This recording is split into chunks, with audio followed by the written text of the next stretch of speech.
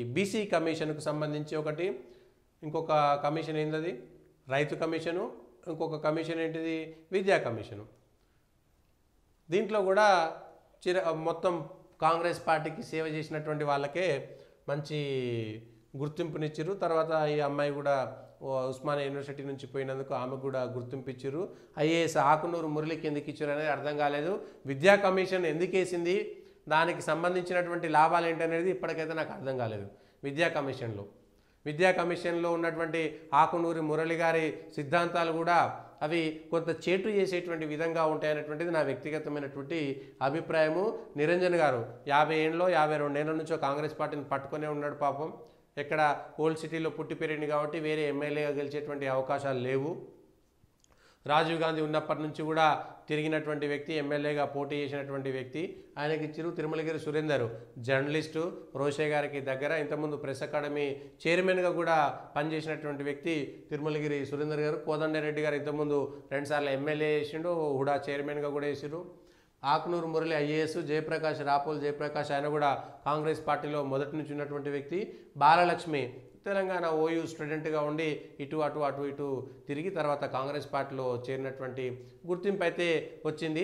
BC commission ద్వారా స్థానిక సంస్థల ఎన్నికలలో బీసీ కమిషన్ ద్వారా కులగణన చేస్తారా లేదా, అప్పటి వరకు స్థానిక సంస్థల ఎన్నికలు వాయిదా పడతాయా, ఈ కులగణనకు సంబంధించినటువంటి అంశంలో క్లారిటీ రావాల్సినటువంటి అవసరం ఉన్నది. ఇప్పుడు ఈ బీసీ కమిషన్ పెద్ద ఎత్తున భారం పెట్టినట్టే. వాళ్ళకు పదవులు ఇచ్చిరు కానీ అది చాలా పెద్ద భారము. కులగణనకు అది వీళ్ళు కాంగ్రెస్ పార్టీ ప్రభుత్వం తరపున ఒక నిర్ణయం తీసుకోవాల్సినటువంటి పెద్ద కార్యం. చేస్తారా చేయరా? అసలు ఈ బీసీ కమిషన్ వేసిన తర్వాత బీసీ కమిషన్ చైర్మన్ కానీ బీసీ కమిషన్ సభ్యులు కానీ మొట్టమొదట విన్నపం ఏంటంటే, సకల జనుల సర్వే అని కేసీఆర్ సర్కార్ ఒకటి చేసింది. ఆ సర్వేలో వచ్చినటువంటి వివరాలను దయచేసి మీ బీసీ కమిషన్ ద్వారా మీరు బాధ్యతలు తీసుకున్నటువంటి వెంటనే ఆ వివరాలను డొమైన్లో పెట్టండి, ఆ వివరాలను ప్రజలకు ఇవ్వండి. గతంలో కేసీఆర్ అసలు ఆ సర్వేలో పేరు నమోదు చేసుకోకపోతే మీరు చచ్చిపోయినట్టే, మీరు బతుకున్నా లేనట్టే, మీకు ఏమీ రావనేటువంటి ఒక భయం పెట్టి పాపం దుబాయ్లో, సూరత్లో, ఎక్కడెక్కడో ఉన్న వాళ్ళందరూ వచ్చారు. మరి ఆ సకల జనుల సర్వేకి సంబంధించి ఎందుకు ఇప్పటిదాకా బయట పెట్టలేదు?